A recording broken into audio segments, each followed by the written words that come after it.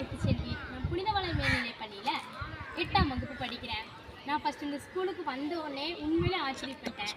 ஏன்னா இதுக்கு முன்னாடி நான் படித்த ஸ்கூலில் வந்து இவ்வளோ பெருசாக பில்டிங்கோ, இவ்வளோ பெரிய கிரவுண்டோ, இவ்வளோ மரங்களோ எதுவுமே இல்லை. நான் இங்கே வந்த உடனே இவ்வளோ பெரிய கிரவுண்டை பார்த்து உண்மையிலே ஆச்சரியப்பட்டேன். நான் வந்து ஸ்கூலுக்கு போன உடனே டீச்சர்ஸ்லாம் ரொம்ப கண்டிப்பாக இருப்பாங்க, ரொம்ப வைவாங்க, திட்டுவாங்க, கொஞ்சம் இதாக ஸ்ட்ரிக்டாக இருப்பாங்க அப்படின்னு நினச்சேன். பட் ஆனால் அப்படி இல்லவே இல்லை. எல்லா டீச்சர்ஸும் ரொம்ப சாஃப்டாக, ரொம்ப ஒரு நம்ம இப்போ அப்பா அம்மா பிள்ளைங்கக்கிட்ட எப்படி பேசுவாங்க அதே மாதிரி தான் பேசுனாங்க. அதுவே எனக்கு ஒரு பெரிய ஒரு இதாக தான் இருந்துச்சு.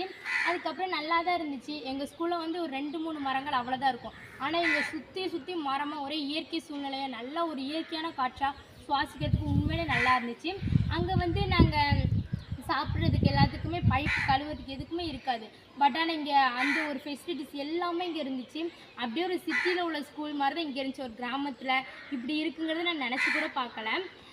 இதே மாதிரி தான் நாங்கள் படிச்சுக்கிட்டு இருக்கச்சில கிளாஸில் வந்து நான் படித்த ஸ்கூலில் வந்து 5 பிள்ளைங்க தான் என் கிளாஸில்.